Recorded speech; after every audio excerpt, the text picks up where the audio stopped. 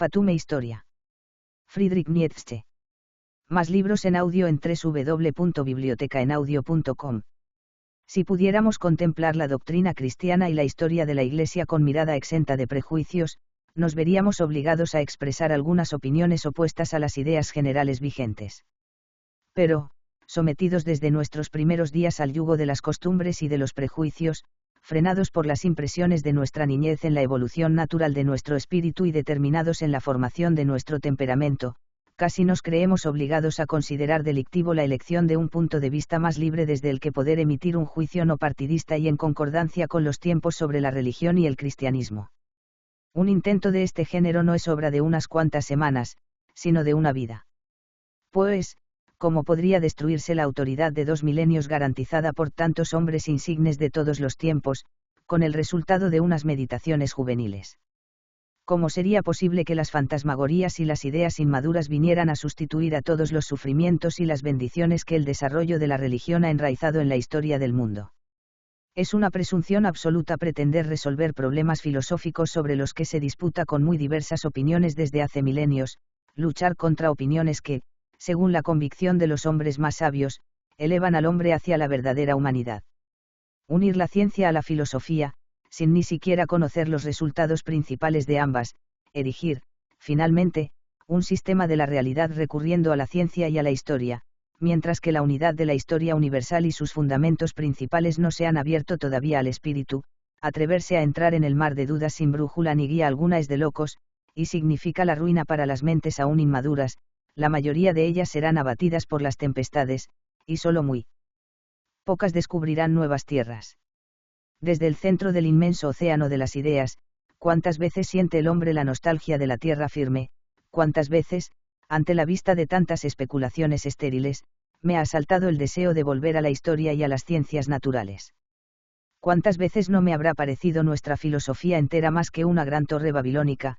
Penetrar en el cielo es el propósito de todos los grandes afanes, el reino de los cielos en la tierra significa prácticamente lo mismo.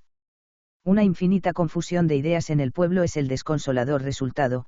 Todavía harán falta grandes transformaciones para que la masa comprenda que el cristianismo descansa sobre conjeturas, la existencia de Dios, la inmortalidad, la autoridad de la Biblia, la inspiración y demás cosas por el estilo, nunca dejarán de ser problemas. Yo he intentado negarlo todo, pero destruir es muy fácil, más cuán difícil es construir. E incluso destruirse a sí mismo parece más fácil de lo que es. Estamos tan determinados por las impresiones de nuestra niñez, por la influencia de nuestros padres, por nuestra educación, y lo estamos hasta un nivel tan profundo de nuestro ser interior, que dichos prejuicios, profundamente arraigados, no son tan fáciles de remover por argumentos racionales o por la mera voluntad. La fuerza de la costumbre, la necesidad de algo superior, la ruptura con todo lo establecido, la aniquilación de todas las formas de la sociedad, la duda acerca de sí. Durante 2 milenios, la humanidad no se habrá dejado cautivar por una falsa imagen, el sentimiento de la propia temeridad y de la propia audacia, todo esto mantiene una lucha aún no resuelta hasta que, al final, una serie de experiencias dolorosas, de acontecimientos tristes en nuestro corazón, otra vez nos llevan a nuestra antigua fe de la infancia. Sin embargo, la impresión que produce observar la incidencia de estas dudas sobre nuestro ánimo debe ser, para cada uno, un hito importante de su propia historia cultural. No puede pensarse otra cosa sino que algo tiene que permanecer firme, un resultado de toda aquella especulación que no siempre es un saber, sino que también puede ser una creencia, una fe, sí, algo que incluso un sentimiento moral puede reanimar a veces o dejar en suspenso.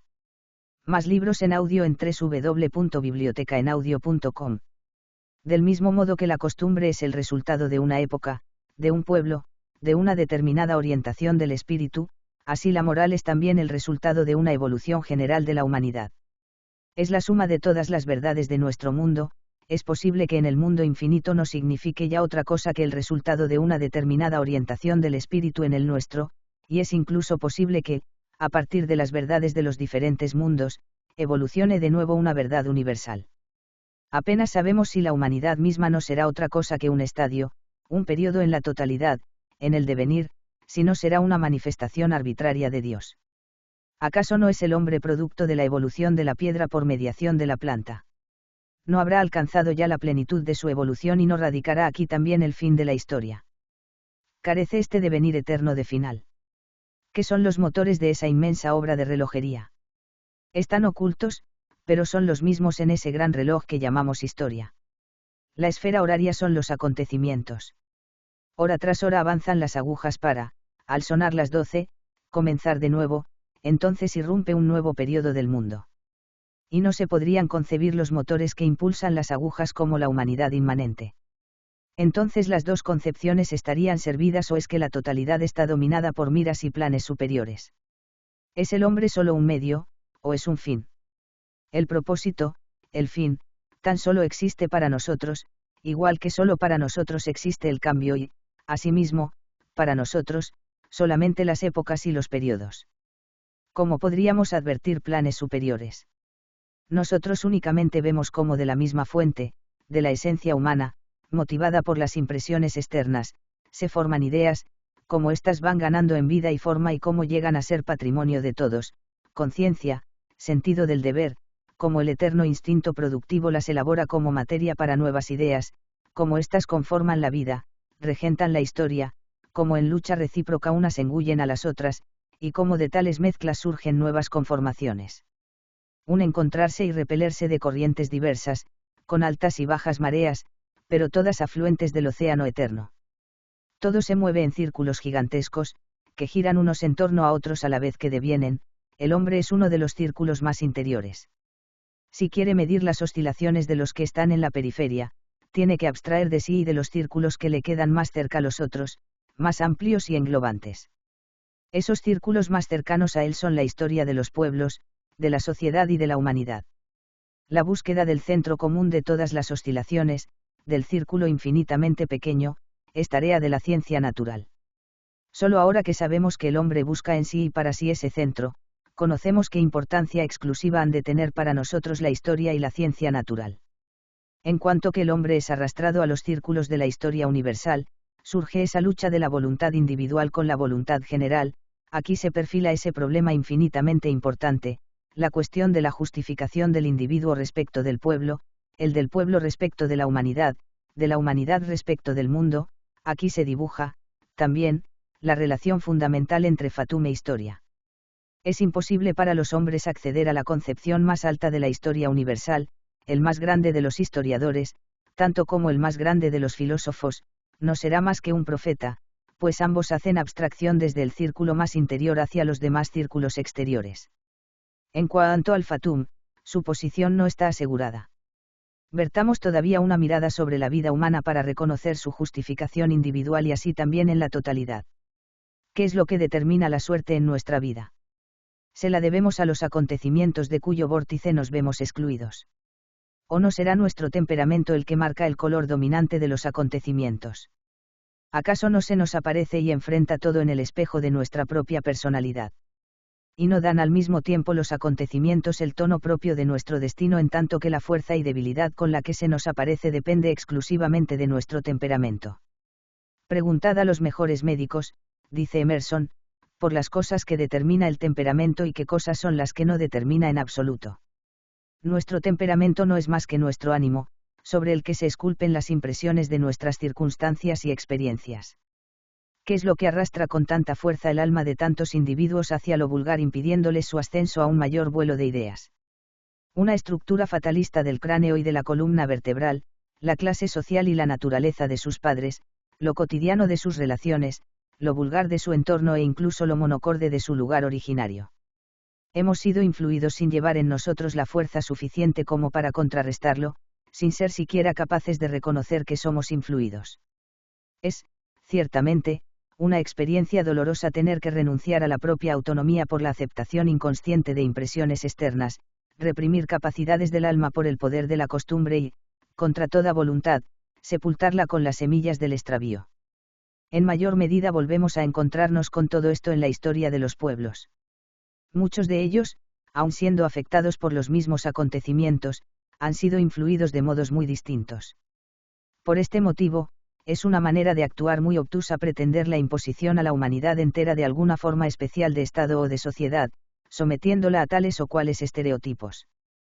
Todas las ideas sociales y comunitaristas padecen este error.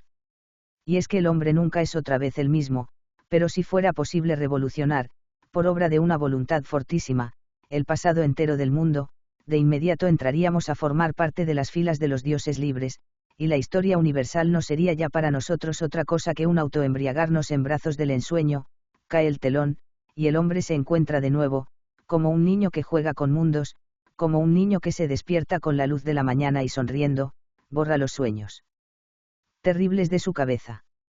La voluntad libre se manifiesta como aquello que no tiene ataduras, como lo arbitrario, es lo infinitamente libre, lo errático, el espíritu. El fatum, en cambio, es una necesidad, salvo que no creamos que la historia de la humanidad es un extravío onírico, los dolores indecibles de los seres humanos, meras alucinaciones, y nosotros mismos, meros juguetes de nuestras propias fantasías. El fatum es la fuerza infinita de la resistencia contra la libre voluntad sin fatum es tan impensable como el espíritu sin lo real, como lo bueno sin lo malo, pues solo las contradicciones dan lugar a los rasgos del carácter. El fatum predica continuamente el principio, solo los acontecimientos determinan los acontecimientos. Si este fuese el único principio verdadero, el hombre no sería más que mero juguete de fuerzas ocultas desconocidas, no sería responsable de sus errores, se hallaría, por lo tanto, libre de todo tipo de distinciones morales, sería un eslabón necesario como miembro de una cadena. Qué feliz sería si no se empeñara en examinar su situación, si no se debatiera convulsamente en la cadena que lo aprisiona, si no mirara con loco placer el mundo y su mecánica. Tal vez no sea la libre voluntad, de modo similar a cómo el espíritu solo es la substancia más infinitamente pequeña y lo bueno, solo la más sutil evolución de lo malo, otra cosa que la potencia máxima del fatum. La historia universal sería, entonces, historia de la materia, si tomamos esta palabra en un sentido infinitamente amplio. En efecto, tiene que haber todavía otros principios más elevados ante los cuales la totalidad de las diferencias confluyan en una gran unidad, ante la que todo sea evolución, serie escalonada, todo, afluente de un océano magnífico, donde el conjunto de las corrientes que han hecho evolucionar el mundo vuelvan a encontrarse, a fundirse en el todo uno. Fin. Más libros en audio en www.bibliotecaenaudio.com